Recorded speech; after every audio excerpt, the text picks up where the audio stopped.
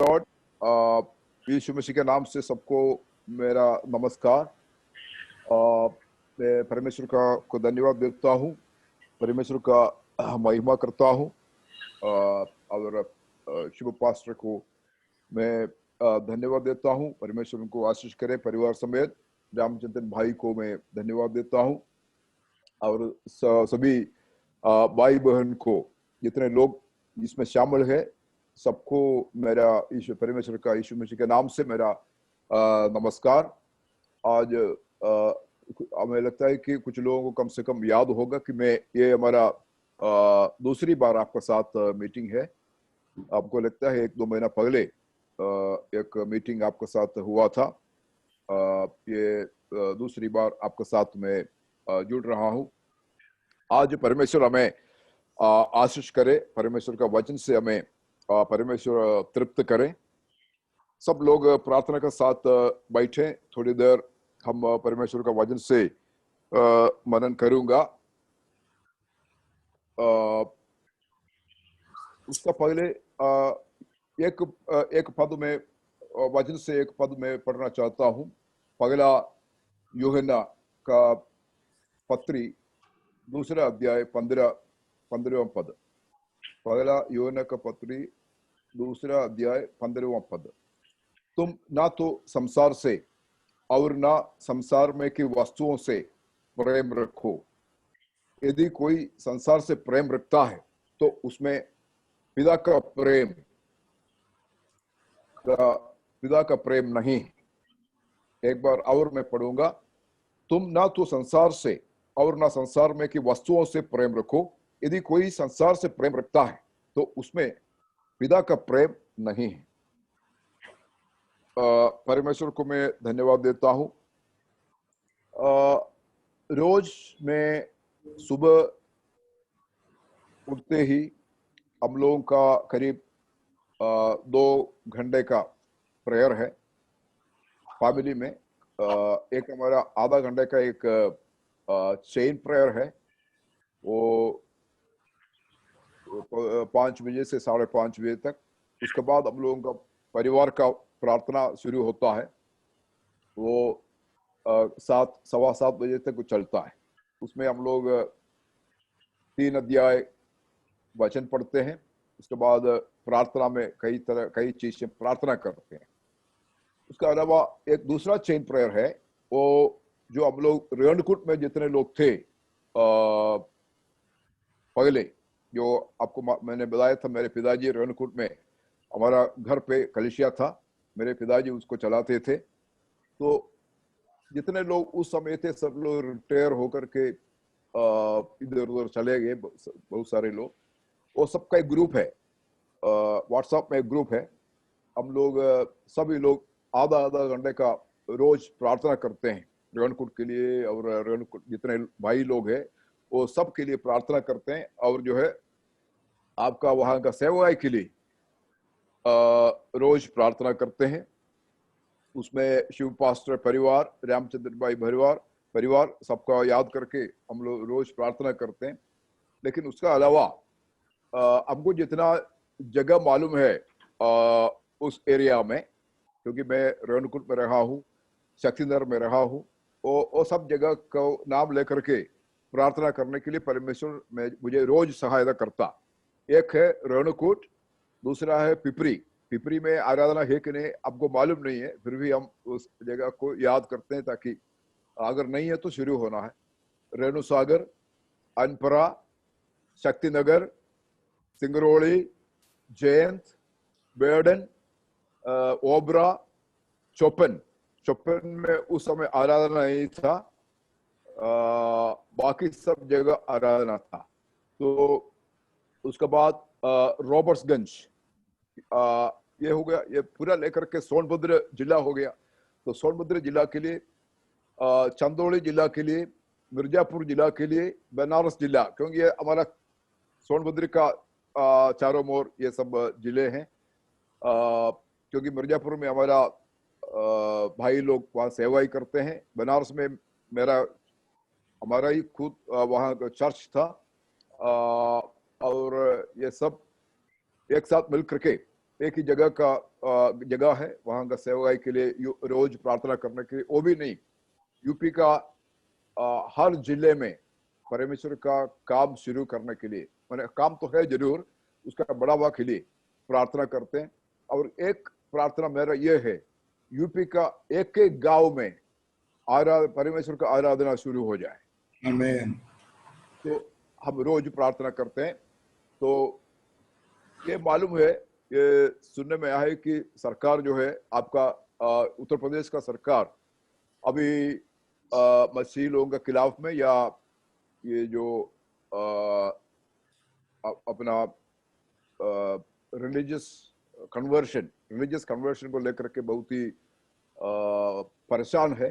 इसका खिलाफ में रूल बना करके इसका खिलाफ में कायरी करने के लिए अपना लगे हुए हैं। कुछ दिन से मैं समाचार देख रहा हूँ, लेकिन हमको उसे कोई चिंता नहीं है। परमेश्वर अपना काम करेगा। आप लोगों को भी उसका चिंता नहीं करना है। परमेश्वर अपना काम पूरा करेगा, वो सही समय पर काम होगा, हमें उसका चिंता नहीं। वो परमेश्वर का काम है, तो परमेश्वर उसको कोई भी मुख्यमंत्री, कोई भी गवर्नर, कोई भी प्रधानमंत्री कुछ भी प्लान करेगा, योजना बनाएगा, परमेश्वर को उसे कोई मतलब नहीं है। परमेश्वर अपना काम अपना समय पर करेगा, उसके लिए हम लोग समर्पण करें, परमेश्वर हमारा उसके लिए मदद करें। तो वो पद में एक बार और पढ़ना चाहूंगा, जो पहला यूहन्ना का पत्री 2 अध्याय 15वां पद। तुम ना तो संसार से और ना संसार में की वस्तुओं से प्रेम रखो। यदि कोई संसार से प्रेम रखता है तो उसमें पिता का प्रेम नहीं है। ये आप सबको ये वचन मालूम है, मुझे मालूम है कि आप सबको ये अच्छी तरह मालूम है। लेकिन उसमें से थोड़ा सा मैं ये बताना चाहता हूं कि परमेश्वर का पास जाने के लिए एक कंडीशन है, एक व्यवस्था है, एक शर्त है कि हम पाप नहीं कर सकते हैं। पाप करने से परमेश्वर के पास हम जा नहीं सकते हैं, पहुंच नहीं सकते हैं, परमेश्वर तक हमारा पहुंच नहीं हो सकता। और प्रार्थना कर सकते हैं, लेकिन प्रार्थना परमेश्वर सुनेंगे नहीं। इसलिए पाप से हमें दूर रहना है, दुनिया से हमें दूर रहना है, संसार से हमें दूर रहना है। ये कैसे हो सकता है? इब्रानियों का पत्री 11:25 में हम ये ऐसा पढ़ते हैं। आपको मालूम है, मूसा फरोन का घर पे, फरो का घर पे रहा बचपन से। वो जब 3 महीने का था, उसी समय से लेकर के फरो का घर पे रहा। वो फरो का बाद राजा बन सकता था मूसा, लेकिन हम इब्रानियों का पत्री 11:25 में ऐसा पढ़ते हैं कि इसलिए कि उसे पाप में थोड़े दिन के सुख भोगने से परमेश्वर के लोगों के साथ दुख भोगना अधिक उत्तम लगा। तो मूसा को क्या उत्तम लगा कि पाप में थोड़े दिन के सुख भोगने से परमेश्वर के लोगों के साथ दुख भोगना अधिक उत्तम लगा। तो ये एक चैलेंज है, एक चुनौती है हमारे सामने। एक चुनौती है। 2 चीज हमारे सामने परमेश्वर रखा है, एक है अनुग्रह, दूसरा है श्राप। तो परमेश्वर हमको फ्री छोड़ दिया है कि हम हमारे लिए ही कि कुछ भी हम उसमें से चुन सकते हैं। हम अनुग्रह चुन सकते हैं या श्राप चुन सकते हैं, ये आपका ऊपर है, आप क्या चुनते हैं। तो आप पाप का रास्ता चुन सकते हैं या पवित्रता का रास्ता चुन सकते हैं, ये आपका ऊपर है। परमेश्वर आपको फ्री विल, आपको जो है एक ऐसा मन दिया है, ये आपका ऊपर है क्या चुनना है, संस्कार का रीति से रहना या परमेश्वर का वचन के अनुसार रहना, पवित्रता के अनुसार रहना, ये आपका ऊपर है, हमारा ऊपर है। तो हम आप विश्वास में आया या परमेश्वर हमको विश्वास में लेके आया, यीशु मसीह अपना बेटा बेटी करके उनको अलग कर दिया। अब हमारा ऊपर एक चुनौती है कि हम किस रास्ता में चलने के लिए हम इच्छुक हैं। अब पाप हमारा सामने है, पवित्रता हमारा सामने है, हम क्या चुनेंगे, ये हमारा चुनौती है। हमेशा हम जब तक नहीं मरते हैं तब तक ये चुनौती हमारा सामने है। तो परमेश्वर हमको अलग करने के बाद बहुत बड़ा वार्निंग दिया है, वार्निंग दिया है कि आप जो रास्ता सरल कर रहे हैं, चुन रहे हैं, वो सही नहीं है।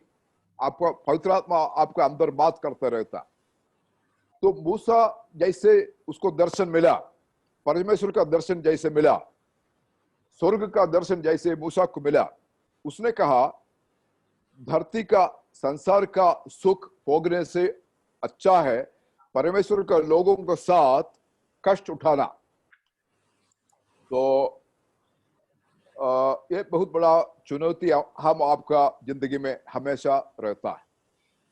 हम ये उत्पत्ति का किताब में 4:6 में ऐसा पढ़ते हैं, तब यहोवा ने कैन से कहा, तो क्यों क्रोधित हुआ और तेरे मुंह पर उदासी छा गई? क्यों उदासी छा गई? तुम क्रोधित क्यों होता है? तुम उदास क्यों है? तब यहोवा, इधर हमारे सामने है, तब यहोवा ने कैन से कहा कि तू क्यों क्रोधित हुआ और तेरे मुंह पर उदास क्यों छा गई, उदासी क्यों छा गई? तो हमारा रोज का जिंदगी में ये चुनौती हमारा सामने है कि हमको जो रास्ता पसंद है उस रास्ता से चलने का हमको इच्छुक है वैसा, लेकिन परमेश्वर कहता है कि उस रास्ता में मत चलो, क्योंकि उस रास्ता में तुम परेशान हो जाएंगे, पाप वहां है, तुम वहां गिर जाएंगे, तुम वहां नाश हो जाएंगे। लेकिन हमको उस रास्ता से इधर बाहर आना, अलग होना थोड़ा सा कठिन है, थोड़ा सा मुश्किल है, लेकिन ये परमेश्वर देखते हैं हम कौन सा रास्ता हम चुनते हैं। इसलिए इसके बाद 7वां पद में, और उत्पत्ति 4 का 7वां पद में परमेश्वर कैन से कहता है, यदि तू भला करे तो क्या तेरी भेंट ग्रहण न की जाएगी? भला करे माने सच्चा, सत्य का काम करें, सच्चा काम करें, गलत काम न करें, पाप का काम न करें, तो क्या तेरी भेंट ग्रहण ना होगी? और यदि तू भला न करे तो पाप द्वार पर छिपा रहता है। ये बहुत बड़ा वार्निंग परमेश्वर पहले से हम सबको दिया है कि अगर हम पाप करते हैं तो परमेश्वर हमारा भेंट पे ग्रहण नहीं कर सकते हैं। पाप, इनसे परमेश्वर कहा पाप दरवाजा पर है, द्वार पर छिपा रहता है ना? आपका घर का बाहर है, दरवाजा पर पाप छिपा रहता है। पाप करने के लिए ऐसा नहीं कि दारू का दुकान में जाना है, पाप करने के लिए ऐसा नहीं कि फिल्म देखने के लिए थिएटर जाना है, पाप करने के लिए ऐसा नहीं कि दोस्त का, पड़ोसी का वहां जाकर के लड़ाई करना है। पाप हमारा घर का बाहर द्वार पर है। कितने लोग समझते हैं ऐसा द्वार पर पाप छिपा रहता है? तो अगर फिर परमेश्वर क्या करता है पाप द्वार पर छिपा रहता है और उसकी लालसा तेरी ओर होगी। उसकी लालसा, वो तुम्हारी ओर उसका लालसा है और तुझे उस पर प्रभुता करनी है। तुझे उस पर, किस पर?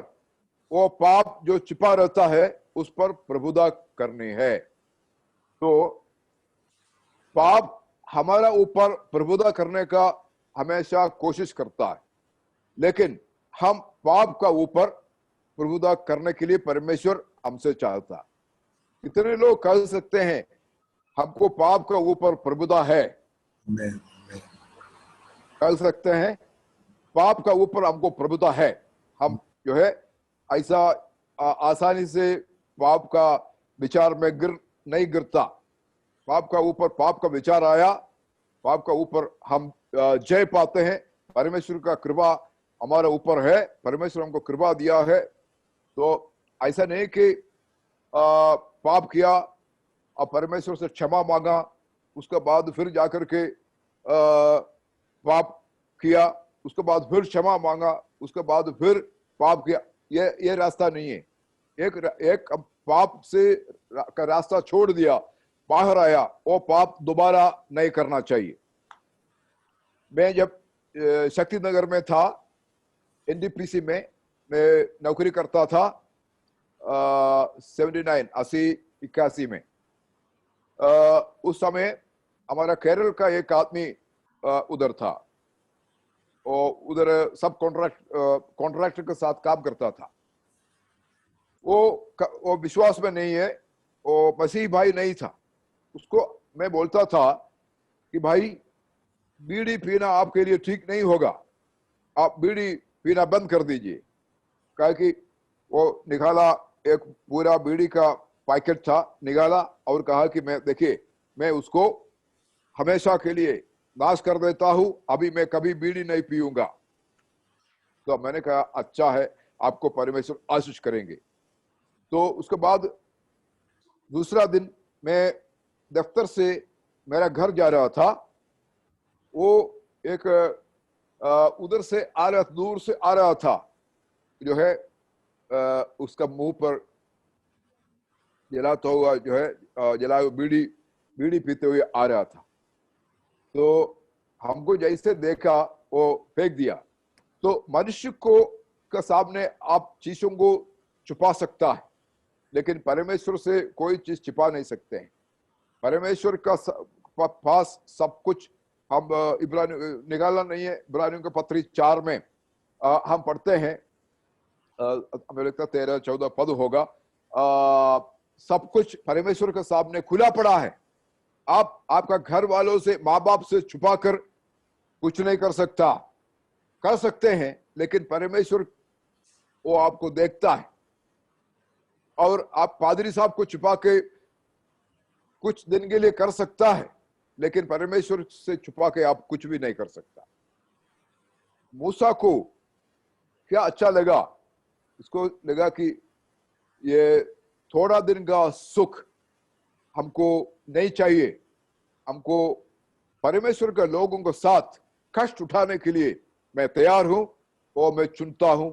उसके लिए मूसा अलग हो गया। मूसा को परमेश्वर ऊंचा उठाया, ऊपर उठाया। एक हमारा बनारस में हमारे साथ एक भाई मसीह सेवगाई में थे, वो मैं भी थोड़ा सा मदद उसको करता था। हर महीना उसको थोड़ा सा मैं कुछ मदद करता था। अच्छा, हर महीना में एक बार कई लोग थे उसके साथ, ये भी थे आकर के चर्च में उसको हम लोग वचन थोड़ा सा बताते थे। तो वचन गहराई में हम लोग बताते हैं। वहां बनारस में पादरी साहब भी है, सब लोग मिलकर के वचन बताते हैं। उसके बाद क्या हुआ, ये जो भाई है, ये भाई लखनऊ में जाकर के एक हमारा दोस्त पादरी साहब है, उनसे कहा कि हमको कहीं से कोई मदद नहीं मिलता है, हमको कुछ मदद चाहिए।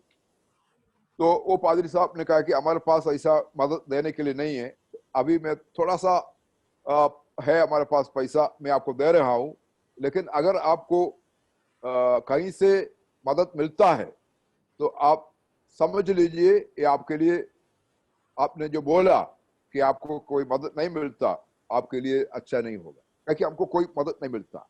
लेकिन हमारा दोस्त बाद में जब बनारस में आया कि कहा कि आपका जो एक आदमी, इसके बारे में उनको मालूम नहीं था कि ये हमारे साथ काम करता।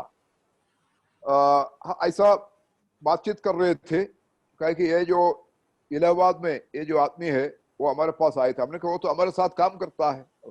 कहा कि वो हमसे कहा कि मैं आपको, उसको कोई मदद नहीं मिलता। हमने कहा नहीं, हम हर महीना उसको मदद करता।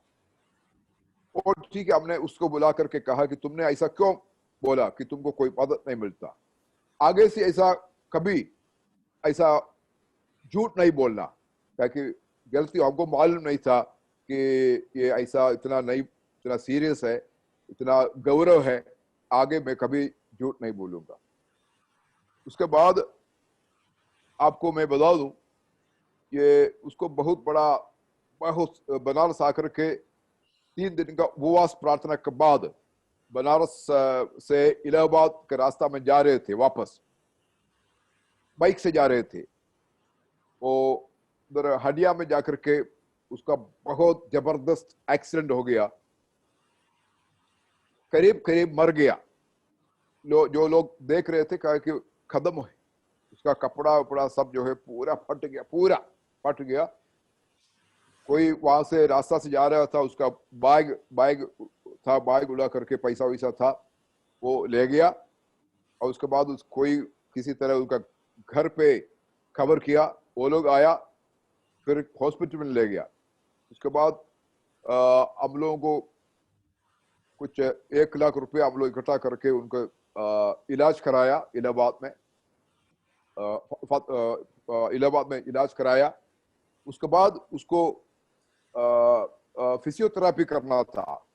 कुछ महीने के बाद ठीक हो गया करीब करीब, लेकिन बहुत हाथ वगैरह टूटा था, हड्डी वगैरह टूट गया था उसका, थोड़ा दर्द होता था, लेकिन परमेश्वर उसको चंगा किया, क्योंकि परमेश्वर दयालु परमेश्वर है। हमें वो आपको मौका देता है।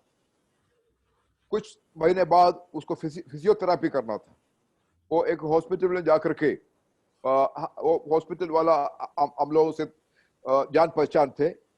डॉक्टर ने कहा कि हम उसको 50% आपको छूट हम दे देंगे, 50%, 50% छूट देंगे। हमने कहा ठीक, अच्छा है। जो है तो ये वहां गया ट्रीटमेंट के लिए, फिजियोथेरापी के लिए वहां गया। ये वो फतेहपुर में था, फतेहपुर में एक मसीह हॉस्पिटल, क्रिश्चियन हॉस्पिटल, वहां जाकर के ये क्या किया, डॉक्टर से कहा, डॉक्टर हमको एक कोटेशन दे दीजिए कि ये ट्रीटमेंट कितना रुपया लगेगा, कितना रुपया लगेगा, हमको लिख के दे दीजिए कितना रुपया इसमें लगेगा। तो वो कहे कि हम देंगे नहीं, लेकिन कहे कि जबरदस्ती लिखवा के ले लिया वहां से इतना। तो वहां से हमको फोन आया कि डॉक्टर का हॉस्पिटल से फोन आया कि एक आपका आदमी आया था, कहा कि एक कोटेशन चाहिए इतना रुपए का। तो हमने कहा कि उसको वो कोटेशन लेने का कोई जरूरत नहीं था, वहां जाकर के ट्रीटमेंट करना है, पैसा तो हम ही लोगों को देना था। तो आपको मैं बता दूं, ये इसको क्या मतलब था कोटेशन लेने का, ये सोच हम ये कई लोगों को भेजेंगे कि अगर 30,000 रुपया का खर्चा है, 60,000 का कोटेशन मिला, वो कई लोगों को भेजेंगे, कई जगह से उसको मदद मिलेगा, और हम भी दे देंगे 30,000, 50%। देखिए, फिर हमने कहा कि तुम सेवगाई नहीं कर सकता है, तुम सेवगाई से छोड़ दो, बस खत्म। तो परमेश्वर का दया का एक सीमा होता, उस सीमा के बाद परमेश्वर आपका मदद नहीं कर सकता। इसलिए दुनिया से प्रेम, संसार से प्रेम आप नहीं कर सकते हैं। अगर आप परमेश्वर का जन है, यीशु मसीह का चेला है, आप वचन का पालन करने वाला आदमी है, तो आप संसार से प्रेम नहीं कर सकते हैं। पूरा दुनिया का हिसाब छोड़ना पड़ेगा, संसार का सब हिसाब छोड़ना पड़ेगा। क्या आप पूछेंगे क्या पादरी साहब, क्या भाई साहब, ऐसा जिंदगी हो सकता है क्या? जरूर हो सकता है, लेकिन परीक्षा है। परीक्षा में आपको विश्वास में बना रहना बहुत कठिन है, बहुत कठिन। मेरी बड़ी बेटी का शादी हो गया था। शादी का समय में हमारे पास पैसा नहीं था, बहुत परेशानी हो गया था। पैसा नहीं, कैसे शादी होगा? इधर केरल में शादी के लिए छोटा सा इधर शादी के लिए 5 लाख रुपए चाहिए। हमारे पास 5 लाख नहीं, 50,000 भी नहीं, पांच कुछ भी नहीं, कैसे शादी होगा? तो मैंने किसी से पूछा नहीं। मैं नीचे लेट करके 1 घंटा रोया परमेश्वर से, परमेश्वर हमारा तू ही हमारा मदद करने वाला परमेश्वर, और कोई दुनिया में कोई हमारा मदद करने वाला नहीं है, हमारा मदद कर दे परमेश्वर। तो आपको मालूम है 10 दिन का अंतर, मैंने शादी 7 दिन के बाद शादी हो गया। 10 दिन जैसे शादी तय हो गया, उसके बाद शादी 7 दिन के बाद शादी हो गया, उसके बाद भी 10 दिन हमको पैसा हमारा अकाउंट में, खाता में आता गया। आपको विश्वास नहीं कर सकते हैं, 5,04,000 रुपया हमारा खाता में आया 10 दिन में। जबकि हम हमारे पास कोई पैसा नहीं था, क्योंकि हमारा नौकरी से हमको निकाल दिया था, कोई पैसा नहीं था।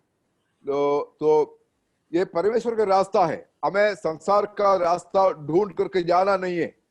परेशानी है तो क्या करें? परमेश्वर हमको छोड़ दिया नहीं सोचना है, परमेश्वर छोड़ेंगे नहीं आपको। परमेश्वर परीक्षा करेंगे, देखेंगे आप विश्वास में खड़े रहते हैं कि नहीं, आपका क्या इच्छा है देखेंगे परमेश्वर। अगर आप विश्वास में बने रहते हैं, आप परमेश्वर से रोएंगे, परमेश्वर आपके लिए रास्ता खोलेंगे, है ना?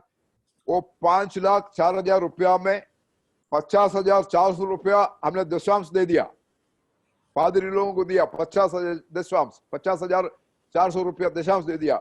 बाकी पैसा काफी था, हमारा अच्छी तरह से शादी हो गया। आप विश्वास कर सकते हैं? तो ये परमेश्वर का रास्ता है। हमें दुनिया का कुछ भी नहीं चाहिए, कुछ भी नहीं चाहिए दुनिया का। कितना आप खाना खा सकते हैं? तो कल आपको बता दूं, अभी तो रात का 8:20 हो गया।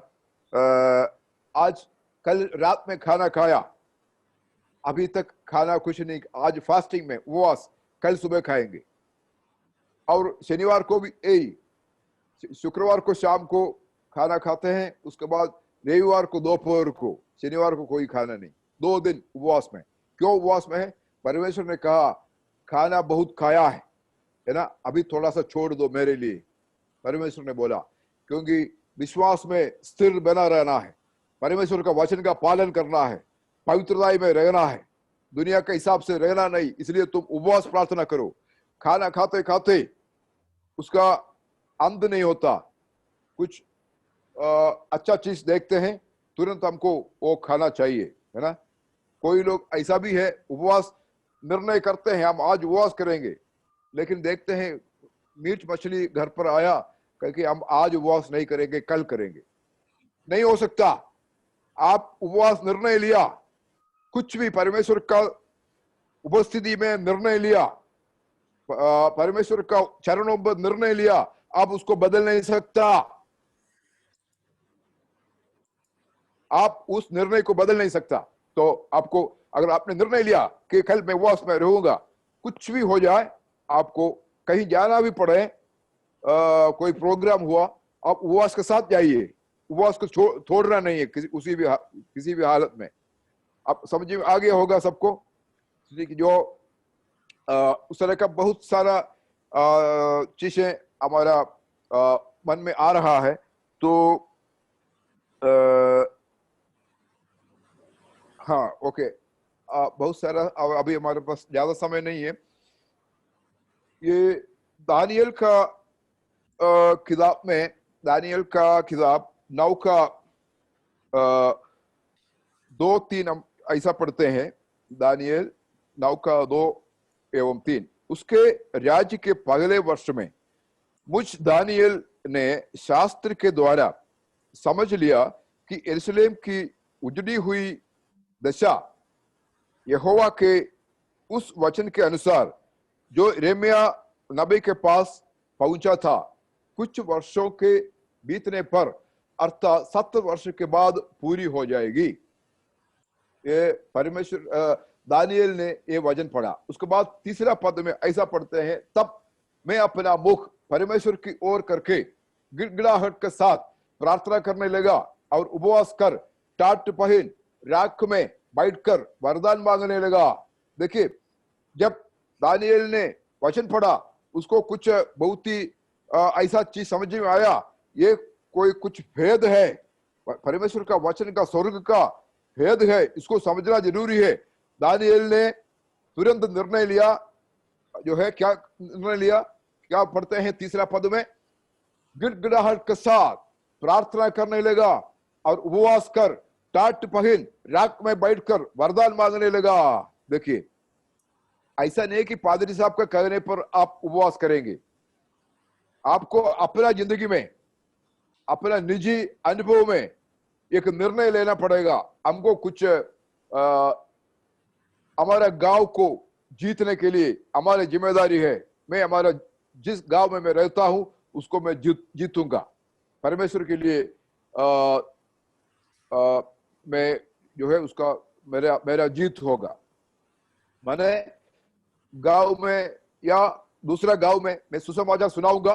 बहुत लोग परमेश्वर का चरणों पर आना है, यीशु मसीह को ग्रहण करना है, निर्णय लेंगे, तो कैसे होगा? सुसमाचार सुनाने से नहीं होगा, सिर्फ आपको उपवास करना पड़ेगा, गिड़गिड़ाहट के साथ मैंने उसको प्रार्थना करना पड़ेगा, आपको रोना पड़ेगा। तो दानियल ने किया। दानियल बहुत बड़ा आदमी था, और उसका दानियल 6:28 में हम ऐसा पढ़ते हैं, इस प्रकार दानियल दारा और कुस्रू फारसी दोनों के राज्यों के दिनों में सुख चैन से रहा। देखिए, दारा और कुस्रू फारसी, ये राजाओं का समय में दानियल बड़ा आदमी था। दानियल जो है बाबेल देश में बहुत बड़ा आदमी था। तो वो सब दानियल का किताब में हम उसके बारे में पढ़ते हैं। तो ऐसा बड़ा आदमी क्यों उपवास लिया? हमें सोचना चाहिए, अगर दानियल ऐसा उपवास कर सकता है, हम कुछ भी है, कुछ भी नहीं है, तो हमें उपवास करना बहुत बड़ा बात नहीं है। उपवास करना पड़ेगा और रोना पड़ेगा। और दानियल 10 का 2 और 3 भी एक बार पढ़ेंगे। 10 का 2 एवं 3। उन दिनों में दानियल 3 सप्ताह तक शोक करता रहा। उन 3 सप्ताहों से पूरे होने तक मैंने तो स्वादिष्ट भोजन किया, मैं ना तो स्वादिष्ट भोजन किया और ना मांस या दाख मधु अपने मुंह में रखा और ना अपने देह में कुछ तेल लगाया। देखिए, ये 3 सप्ताह पूरे स्वादिष्ट भोजन नहीं किया, मांस या दाख मधु नहीं पिया, कोई चीज मुंह में नहीं रखा। ये दानियल अगर इतना बड़ा आदमी अगर ऐसा कर सकता है, तो हम आप कितना करना पड़ेगा परमेश्वर का सामने चरणों पर बैठ करके। तो तब क्या हुआ? परमेश्वर उससे बात करने लगा। परमेश्वर दानियल से बात करने लगा कि परमेश्वर स्वर्गदूत को दानियल का पास भेजा। हमने स्वर्गदूत को देखा है। जब बनारस में रहा, मैं बीमार था, मरने लायक था, बहुत साल पहले के बात है। हमें लगता है 98 दिसंबर में मैं मरने वाला आदमी था। हम लोग दवा नहीं करते, प्रार्थना करते हैं। कुछ भी बीमारी हो, बनारस में मैं पैदा था, आपको 35 साल वहां रहे हैं, 1 रुपया का दवाई, बीमारी में कोई 1 रुपया का दवाई नहीं खाया। हमारे पास हॉस्पिटल में देने के लिए, डॉक्टर को देने के लिए पैसा नहीं है। वो पैसा मैं पादरी को देना चाहता हूँ, वो मैं परमेश्वर का सेवाई के लिए देना चाहता हूँ। और इसलिए 35 साल परमेश्वर हम सबको, पूरा परिवार को बिना दवाई का चंगाई के साथ बनारस में रखा। आपको विश्वास है परमेश्वर ऐसा चलाएंगे, ऐसा छुटकारा देंगे, ऐसा चंगाई देंगे? तो परमेश्वर ऐसा चंगाई देने वाला परमेश्वर है। एक पद और पढ़ करके मैं यहाँ बंद करूंगा। मरकस 8:34 में ऐसा पढ़ते हैं, उसने भीड़ को अपने चेलों समेत, 8:34, 8:34, मरकुस 8:34, उसने भीड़ को अपने चेलों समेत पास बुलाकर उनसे कहा, जो कोई मेरे पीछे आना चाहे वह अपने आपे से इनकार करे और अपना क्रूस उठाकर मेरे पीछे हो ले। उसका 35वां पद ऐसा पढ़ते हैं, क्योंकि जो कोई अपना प्राण बचाना चाहे वह उसे खोएगा, पर जो कोई मेरे और सुसमाचार के लिए अपना प्राण खोएगा वह उसे बचाएगा। तो बस यहां मैं बंद करूंगा। जो कोई अपना प्राण को जीतना चाहे, क्या है इसका मतलब? हमको परिवार के साथ अच्छी तरह रहना है, पड़ोसी से बढ़ करके हमें अच्छा घर बनाना है, अच्छी गाड़ी खरीदना है, अच्छा खाना खाना है, अच्छा उसे भी बढ़ करके कपड़ा पहनना है। मैंने अपना प्राण को जीत लिया, लेकिन ऐसा जो करने वाला, ये वचन कहता है कि उसे खोएगा। आप जीत सकते हैं, दुनिया में रह करके प्राण को जीत सकते हैं, लेकिन परमेश्वर यीशु मसीह कहता है वो आप अपना प्राण को खोएगा। लेकिन हम अपना प्राण को खो देते हैं, जो अपने प्राण को खोएगा वह उसे बचाएगा। हम अपना प्राण को कुछ भी नहीं समझता। पौलुस ने कहा कि हम सब चीज, दुनिया का सब चीज कूड़ा समझते हैं, सांसारिक सब चीज कूड़ा जैसे समान समझते हैं, क्योंकि हमको यीशु मसीह का दर्शन मिला, स्वर्ग का दर्शन मिला। दुनिया हमको नहीं चाहिए, दुनिया अब हम छोड़ेंगे, हम जैसे सीधे जाएंगे परमेश्वर के पास, यीशु मसीह के साथ अनंत जीवन, स्वर्ग में हम हमेशा परमेश्वर का साथ रहेंगे। तो यहाँ मैं बंद करूंगा। परमेश्वर हमारा आशीष करें। तुम ना तो संसार से और ना संसार में की वस्तुओं से प्रेम रखो। यदि कोई संसार से प्रेम रखता है तो उसमें पिता का प्रेम नहीं है। संसार से प्रेम रखता है तो परमेश्वर का प्रेम आपका अंदर नहीं है। तो आप अपना परखें, जांचें, पिता परमेश्वर का प्रेम आपका अंदर है कि संसार का प्रेम है। अभी जांचें, और संसार का प्रेम है उसको बाहर करके परमेश्वर का प्रेम को अंदर लेके आइए, ताकि स्वर्ग खो न जाए, स्वर्ग हम सबको मिले। परमेश्वर आप सबको इस वचन से आशीष करें। आज आपका सामने, आपका साथ वचन बांटने के लिए परमेश्वर ने मौका दिया, उसके लिए मैं परमेश्वर को धन्यवाद देता हूँ। पादरी साहब को मैं धन्यवाद देता हूँ, मौका दिया। रामचंद्र भाई परिवार के लिए हम रोज प्रार्थना करते हैं, परमेश्वर आपको आशीष करेंगे, वहां मदद करेंगे। सबको परमेश्वर आशीष करें। सभी सेवाई करने वाले सभी भाई लोगों को परमेश्वर आशीष करें, परमेश्वर हमारा मदद करें। Thank you. जय मसीह की। थैंक यू पास्टर जी, हमारे बीच में आकर श्रेष्ठ वचन को बोला। प्रभु आपको बहुत से आशीष दे। जय मसीह।